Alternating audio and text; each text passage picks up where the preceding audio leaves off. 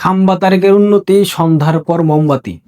শিক্ষামন্ত্রী মুরগি মিলনের অনুষ্ঠানে লোডশেডিং।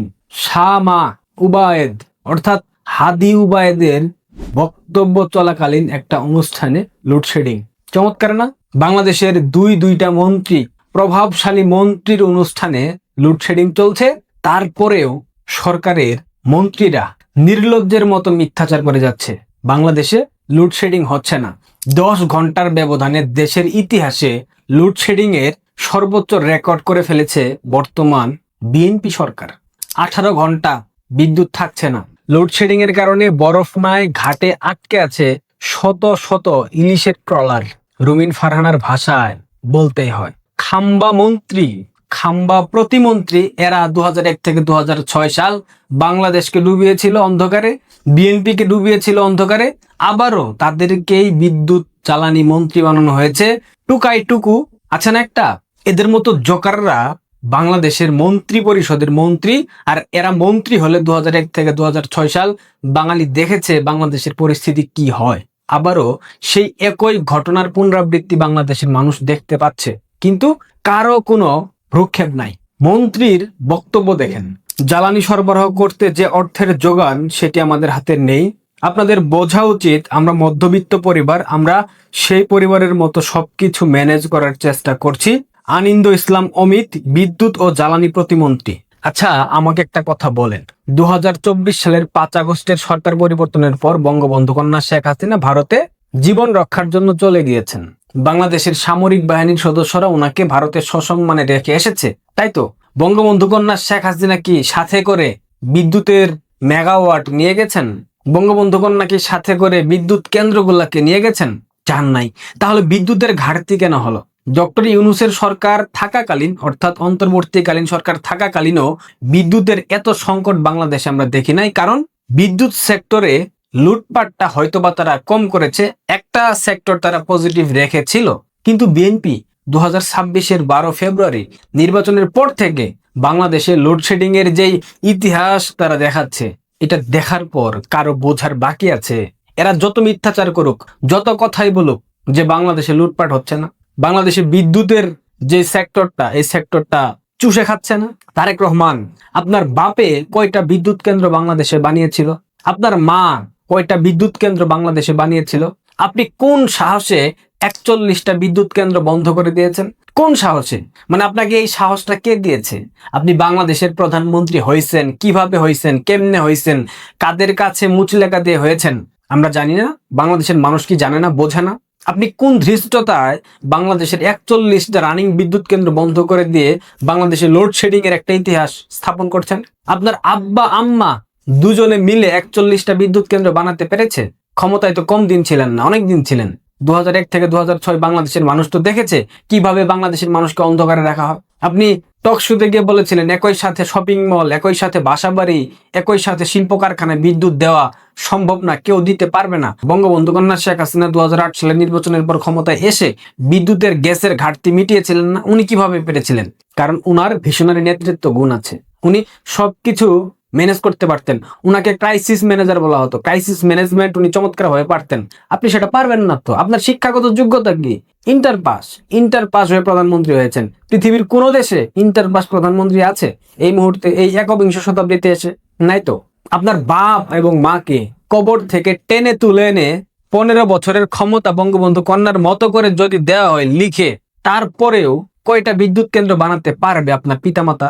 বলতে পারবেন? আপনার কথা বাদ দিলাম, আপনার বাপ মা পারবে? আপনার মেধা স্কোর নাকি 90-92, এই মেধা স্কোর দিয়ে আপনি শেখের বেটির বানানো 41টা বিদ্যুৎ কেন্দ্র বন্ধ করেছেন। এইটাই কি আপনার একমাত্র যোগ্যতা? নির্লজ্জ বেহায়ার মতো নেচে নেচে রূপপুর পারমাণবিক বিদ্যুৎ কেন্দ্র উদ্বোধন করলেন। আচ্ছা, একটা প্রশ্ন, আপনার আব্বা যান আম্মা যান এত বছর ক্ষমতায় থেকে কেন রূপপুর পারমাণবিক বিদ্যুৎ কেন্দ্রের প্রকল্প হাতে নিল না? এই প্রকল্প তো 1962 সালের।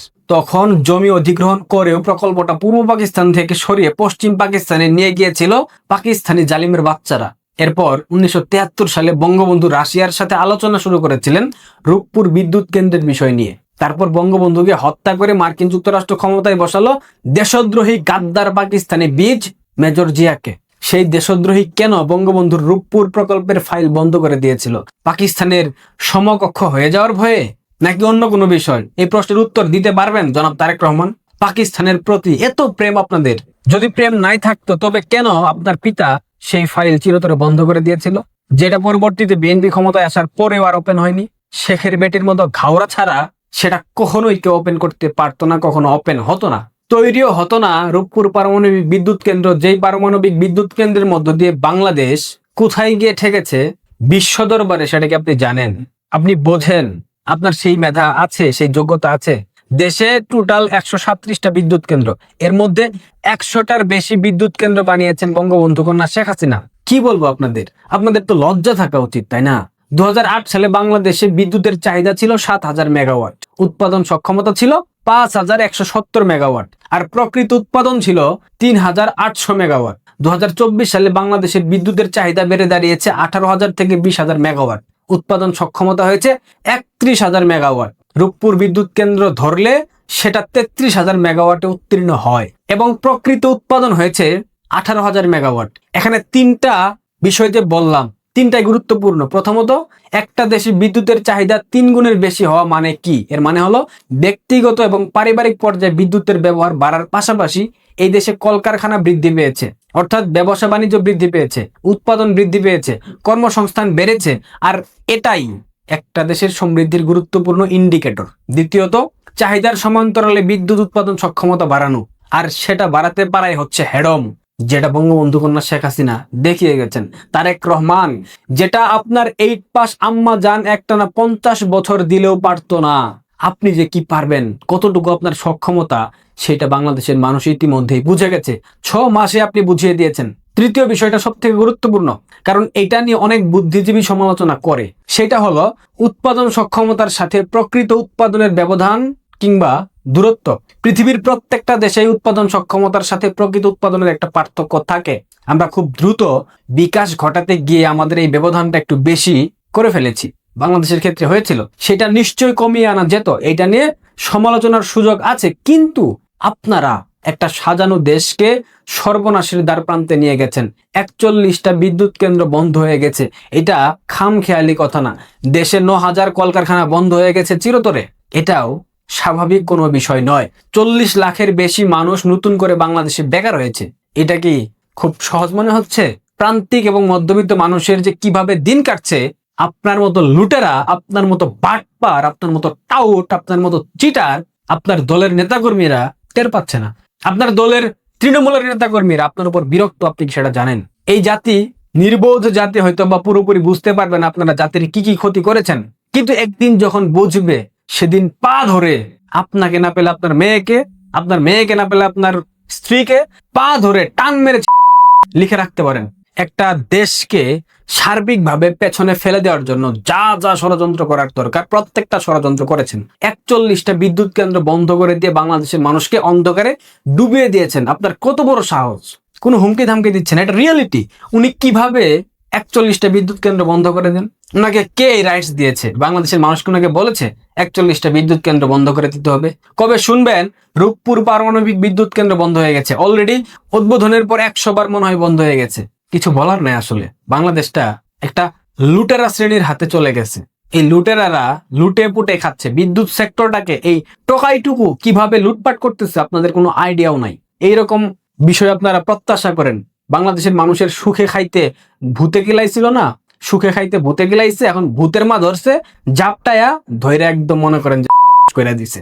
বাংলাদেশের মানুষের এটা প্রাপ্য ছিল। বঙ্গবন্ধুর কন্যা বাংলাদেশের মানুষকে যেভাবে উন্নয়নের দোরগোড়ায় পৌঁছে দিয়েছিলেন, সেটা তো ভালো লাগে নাই। জুলাই অভ্যুত্থান, ছাত্র জনতার অভ্যুত্থান দিছে না, একদম ঠিকই আছে, কোনো হুমকি নামকি না। উপভোগ করেন স্বাধীন বাংলাদেশ, বাংলাদেশ 2.00 উপভোগ করেন, এটা আপনারা ডিজার্ভ করেন। ধন্যবাদ।